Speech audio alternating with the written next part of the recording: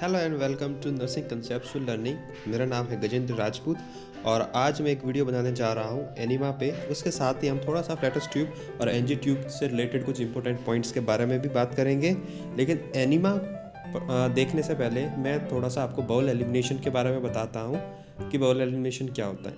तो bowl elimination क्या होता है? बाउल एलिमिनेशन का मतलब होता है excretion of the waste product from our body through the GI system. GI system से एक्सक्रीशन जो होता है हमारी बॉडी से वेस्ट प्रोडक्ट का, उसको हम बोलते हैं बाउल एलिमिनेशन।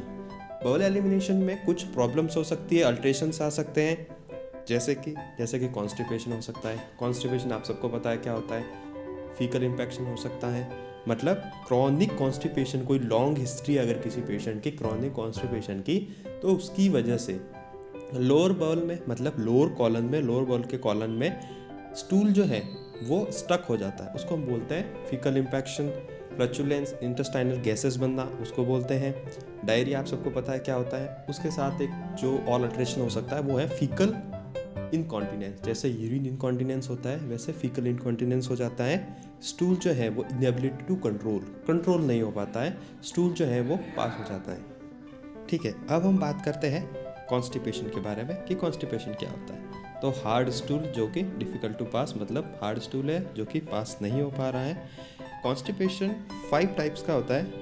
प्राइमरी कॉन्स्टिपेशन मतलब कोई न्यूट्रिशनल अब्नॉर्मलिटी की वजह से, जैसे लो फाइबर डाइट अगर ले रहा है पेशेंट तो उसकी वजह से आपको प्राइमरी कॉन्स्टिपेशन हो सकता है। अगर कोई डिजीज़ कंडीशन की वजह से, जैसे कि इंटेस्टाइनल ऑब्स्ट्रक्शन है, उसकी वजह से अगर कॉन्स्टिपेशन हो रहा है तो वो आपका सेकेंडरी कॉन्स्टिपेशन है।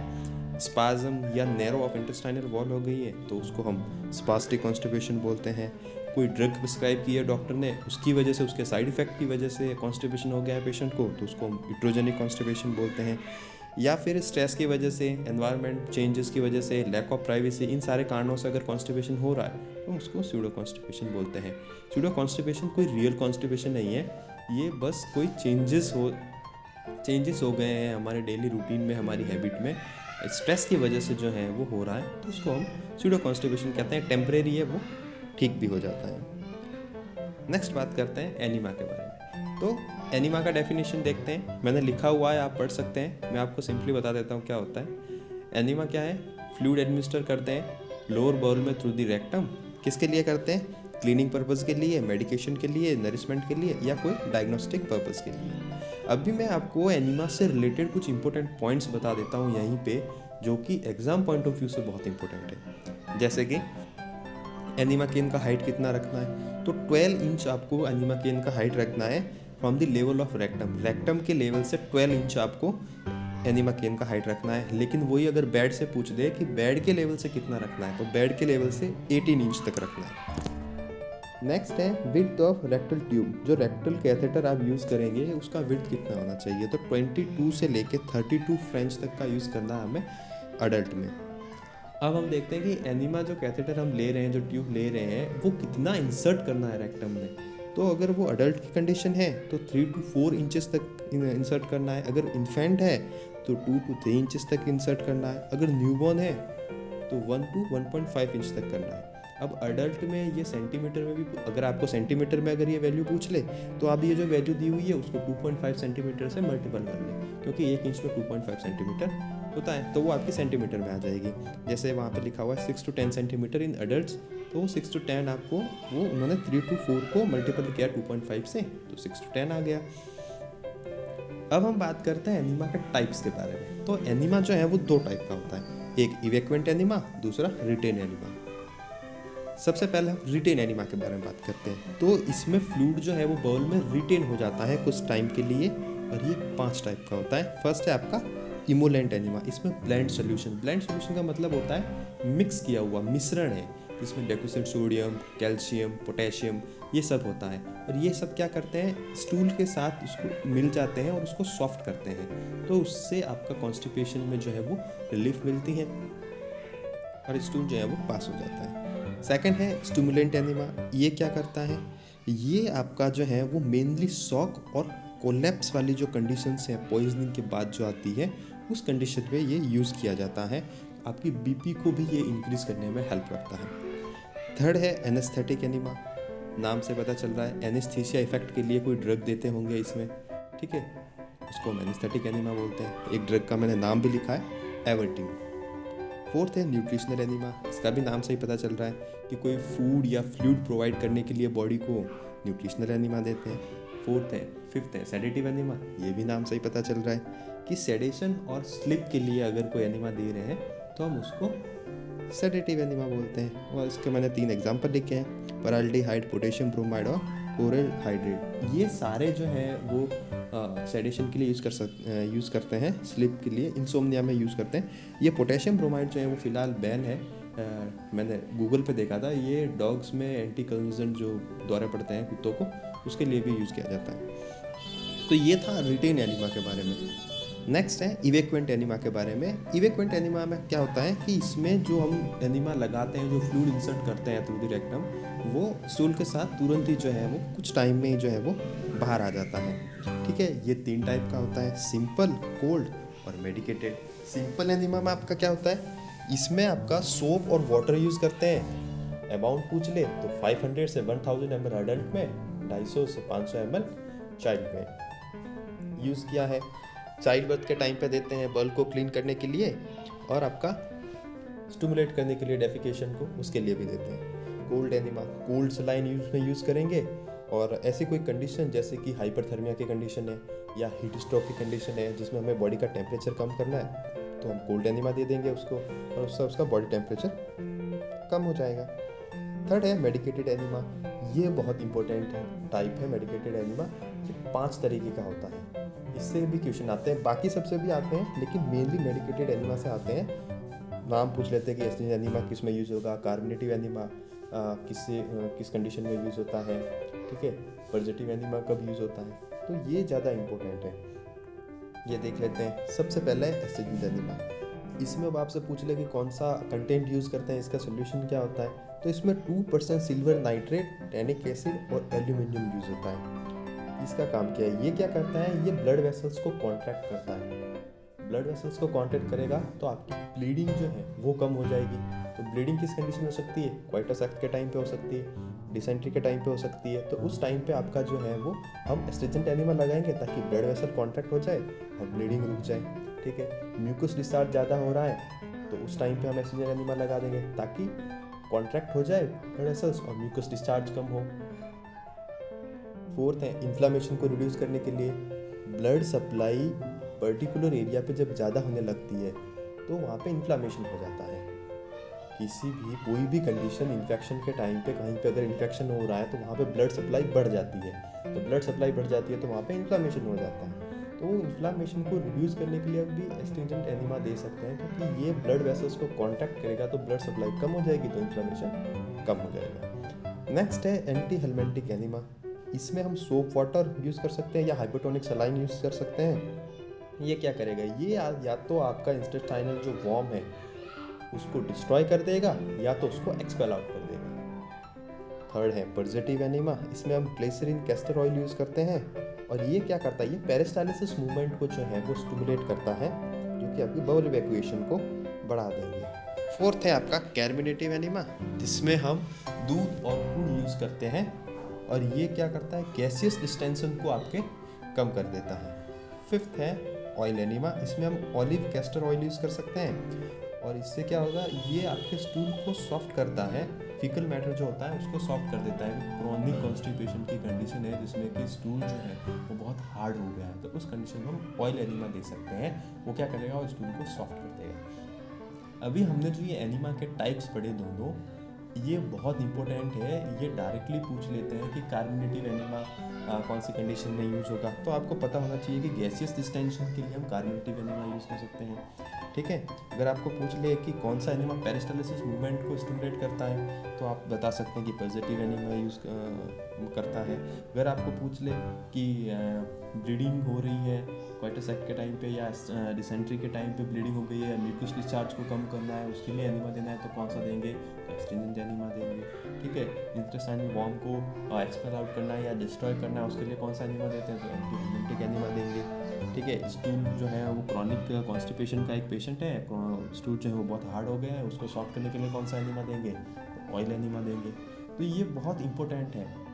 ठीक है, अगर पेशेंट कोई हाइपोथर्मिया का है, हीट स्ट्रोक का आया हुआ है, उसको एक एनीमा लगाने के लिए बोला है तो आप कौन सा एनीमा लगाएंगे, तो हम कौन सा एनिमा लगाएंगे, कोल्ड एनिमा लगाएंगे। तो ये सब आपको जो है वो पता होना चाहिए। आप इन दोनों टेबल्स की, इसकी और ये जो है, इन दोनों टेबल्स का आप स्क्रीनशॉट ले सकते हैं, अपने नोटबुक में लिख सकते हैं। ये एग्ज़ाम पॉइंट ऑफ व्यू से बहुत इंपॉर्टेंट है। उसके साथ साथ मैंने ये पीछे जो आपको बताई थी, ये जो कि हाइट ऑफ एनिमा केन कितनी होनी चाहिए, रेक्टम से कितनी होनी चाहिए, बेड से कितनी होनी चाहिए, जो कैथेटर यूज़ करेंगे उसका फ्रेंच कितने का होना चाहिए, अडल्ट में कितना इंसर्ट करना है हमें, इन्फेंट में कितना इंसर्ट करना है कैथेटर, और न्यूबॉर्न में कितना इंसर्ट करना है, ये सारा मैंने आपको यहाँ बताया। तो इन सब का भी स्क्रीनशॉट ले सकते हैं, इनको नोट कर सकते हैं। एग्जाम पॉइंट ऑफ व्यू से बहुत इंपॉर्टेंट है। अब है आर्टिकल कौन कौन से यूज़ होते हैं एनिमा में। तो catheter size according to patient need, patient की क्या नीड है उसके हिसाब से आपको कैथेटर साइज सेलेक्ट करना है। 22 से लेकर 32 फ्रेंच तक का। लुब्रिकेंट हमें ऑलवेज यूज़ करना है, नहीं तो इंजरी हो सकती है पेशेंट को, ठीक है। सोल्यूशन यूज़ करना है, क्योंकि कौन सा एनिमा लगाना है वो भी तो देखना पड़ेगा, तो आपका वो भी यूज़ करना है। फिर है लेफ्ट लेटरल पोजीशन, जो है वो लेफ्ट लेटरल देनी है, बहुत इंपॉर्टेंट है ये। लेफ्ट लेटरल पोजीशन में आपको एनिमा लगाना है, ठीक है। हाँ, ये कुछ मैंने यहाँ पे एग्जांपल दिए हैं जिससे आपका बवल एलिमिनेशन जो है, जो बवल जो है उसका फंक्शनिंग जो है वो प्रॉपर होती रहे। जैसे कि चॉकलेट और स्पाइसी फूड आपको अवॉइड करना है, अल्कोहल और स्मोकिंग अवॉइड करनी है, स्ट्रेस मैनेज करना है। कैसे कर सकते हैं आप? थेरेपी से, म्यूज़िक से, योगा, इन सब चीज़ों से आप अपना स्ट्रेस मैनेजमेंट कर सकते हैं। और रेगुलर एक्सरसाइज करके भी आप अपना बवल एलिमिनेशन जो है वो सही रख सकते हैं। हालांकि हम फॉलो करते नहीं हैं रेगुलर एक्सरसाइज वगैरह, बट फिर भी अगर करेंगे तो फ़ायदा ही होगा। अब मैं आपको थोड़ा सा इम्पोर्टेंट ऑफ टॉपिक है, एनिमा के बारे में तो मैंने लगभग बता दिया है। ये थोड़ा मैं फ्लूइड नीड बता देता हूँ अकॉर्डिंग टू बॉडी वेट, की बॉडी वेट के अकॉर्डिंग फ्लूइड की कितनी रिक्वायरमेंट होती है हमारी बॉडी को। तो अगर न्यूबॉर्न की बात करें तो 80 to 100 ml पर kg पर डे तक हमें फ्लूइड, IV फ्लूइड की बात हो रही है, हमें बॉडी को देना है। अगर वो इन्फेंट है तो 100 to 150 ml पर kg पर डे देना है। अडल्ट है तो 40 ml पर kg पर डे देना है। ये भी बहुत इंपॉर्टेंट है, एग्जाम में डायरेक्टली पूछ लेता है। इसका भी स्क्रीनशॉट ले सकते हैं, नोटबुक में नोट कर सकते हैं। नेक्स्ट है रेक्टल थर्मामीटर इंसर्शन, कि जब हम रेक्टल रूट से अगर टेम्परेचर ले रहे हैं तो हमें कैथेटर जो है वो कितना इंसर्ट करना है, थर्मामीटर जो है वो हमें कितना इंसर्ट करना है। अगर इन्फेंट है तो 1.5 सेंटीमीटर तक इंसर्ट करना है, चाइल्ड है तो 2.5 सेंटीमीटर, अडल्ट है तो 3.5 to 4 सेंटीमीटर तक करना है। अच्छा, ये जो हम रेक्टल थर्मामीटर जो हम यूज़ करेंगे, जो रेक्टल रूट से जो टेम्परेचर लेने के लिए, वो क्या सेम ही होता है क्या जो हम ओरली या एक्सिलरी टेम्परेचर पे यूज़ करते हैं? नहीं, वो अलग होता है। कैसे अलग होता है ये देख लीजिए, मैंने ये फ़ोटो आपके लिए रखा है। इसमें जो ऊपर वाली जो फ़ोटो है उसमें देखिए, उसका जो टिप है वो आपका लॉन्ग है, नैरो है थर्मामीटर का, जो कि ओरल थर्मामीटर का है, और जो नीचे है वो शॉर्ट और राउंड कलर का जो है वो उसका टिप है, ये आपका रेक्टल थर्मामीटर है। तो ये एक बेसिक डिफरेंस है जो हमें पता होना चाहिए। कभी कभी ये फ़ोटो भी दे देते हैं और पूछ लेते हैं कि कौन सा थर्मामीटर है, फिर हम सोचते हैं अरे यार हमने तो देखा ही नहीं। तो आप ये देख लीजिए, ये तो गूगल पे वगैरह पे कहीं पे भी फ़ोटो मिल जाएगी। और अगर आप वर्किंग हैं और अगर आपके हॉस्पिटल सेटिंग में कहीं आपको देखने को मिल जाते हैं दोनों एक साथ, तो और भी अच्छी बात है, वहाँ से देख सकते हैं। अब बात करते हैं फ्लैटस ट्यूब के बारे में। तो सबसे पहले फ्लैटस ट्यूब का यूज़ करना क्यों है? तो अगर मैंने आपको पहले बवल एलिमिनेशन के टाइम पे अल्ट्रेशन में, बवल एलिमिनेशन के अल्ट्रेशन जब मैंने बताए थे, तो उसमें मैंने आपको बताया था कि फ्लैटुलेंस यानी कि गैस फॉर्मेशन, अगर इंटेस्टाइनल गैस हो जाती है तो उसके मैनेजमेंट के लिए आप फ्लैटस ट्यूब जो है वो यूज कर सकते हैं। अब मैं आपको बता देता हूँ कि फ्लैटस ट्यूब इंसर्ट करने के टाइम पे पोजीशन कौन सी देनी है। तो आपको Sims lateral position first choice पे रखना है और left lateral position second choice पे रखना है। एग्जाम में अगर क्वेश्चन आता है और वहाँ उसमें पूछ देते हैं कि कौन से पोजीशन में आप फ्लैटस ट्यूब इंसर्ट करेंगे, सिम्स लेटरल पोजीशन अगर उसमें ऑप्शन में है तो आपको सिम्स लेटरल पोजीशन जो है वो चूज़ करना है। अगर नहीं है तो आपको लेफ्ट लेटरल पोजीशन जो है वो चूज़ करना है। कितना इंसर्ट करना है हमें फ्लैटस ट्यूब? तो 4 to 6 इंच जो है वो आपको रेक्टम में ट्यूब इंसर्ट करनी है। फिर जो ट्यूब का आउटर पार्ट है वो आपको KMnO4 के सोल्यूशन में जो है वो इमर्स करना है, डिप करना है। KMnO4 का जो सोल्यूशन होगा वो 1:5000 का होगा। फिर हमें एयर बबल्स जो है वो ऑब्जर्व करने हैं कि एयर बबल्स आ रहे हैं कि नहीं आ रहे हैं।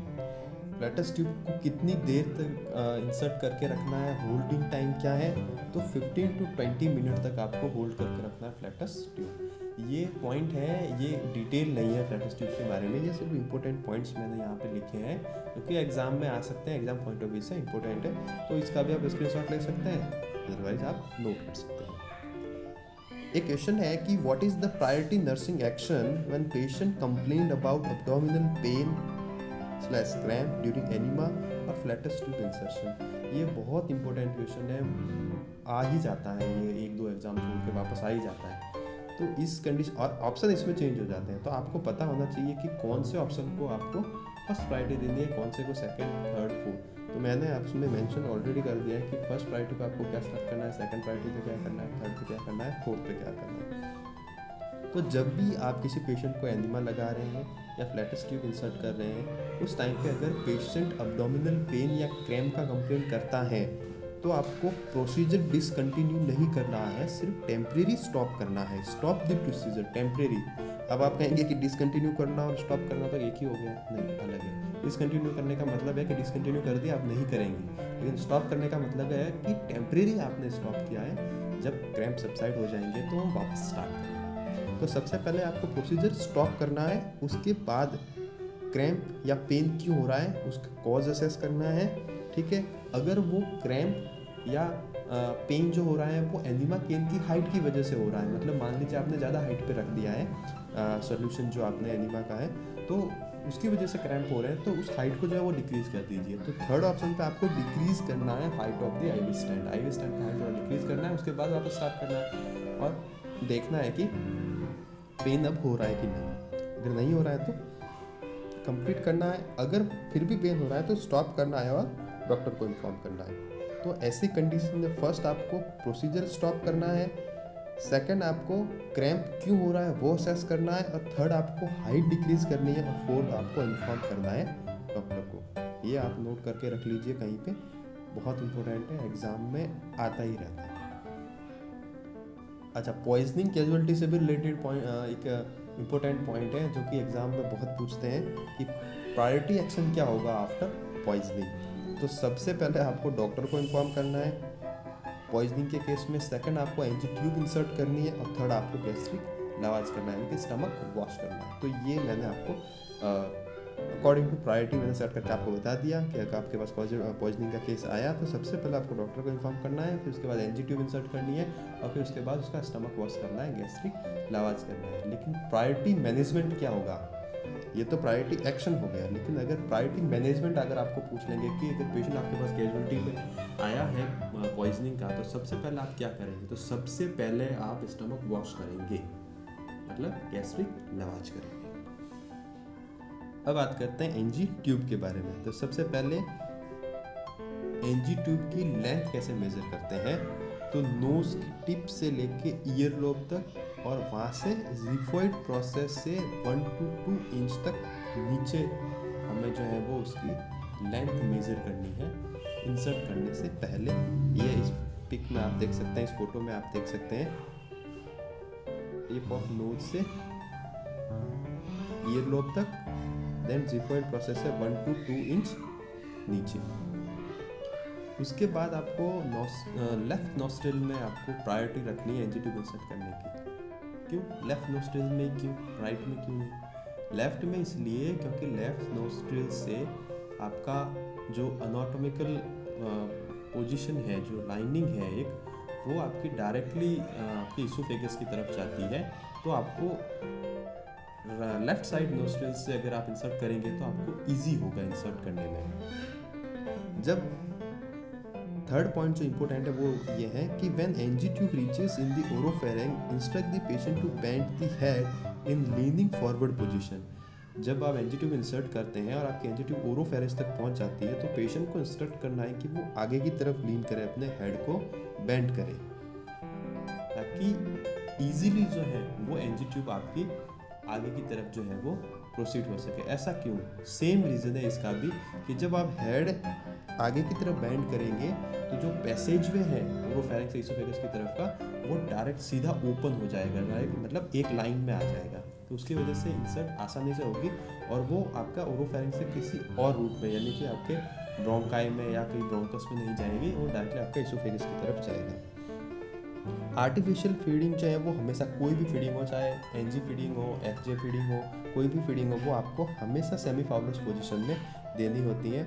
और डायरिया जो है वो मोस्ट कॉमन कॉम्प्लिकेशन है एनजी फीड का। एनजी फीड देते हैं तो उससे मोस्ट कॉमन कॉम्प्लिकेशन जो है वो आपका डायरिया होता है। ये भी बहुत इंपॉर्टेंट पॉइंट है, ये मैंने आपको ऑलरेडी बता दिया। तो ये वीडियो यहीं पे ख़त्म होता है। मैंने इंपॉर्टेंट पॉइंट्स इसमें लैटिस ट्यूब और एनजी ट्यूब से रिलेटेड इसमें डिस्कस कर रहे थे। उसके अलावा एनीमा के बारे में भी थोड़ा डिस्कस करा, उसके में भी इंपॉर्टेंट पॉइंट्स बताए और एलिमिनेशन के बारे में भी थोड़ा सा बताया। अगर आपको कंटेंट अच्छा लगा है, वीडियो अच्छा लगा है, तो उसको लाइक करें, शेयर करें, कमेंट करके भी बताएं कैसा लगा है। और नेक्स्ट वीडियो कौन से टॉपिक पे बनाना चाहिए वो भी आप बता सकते हैं कमेंट बॉक्स में।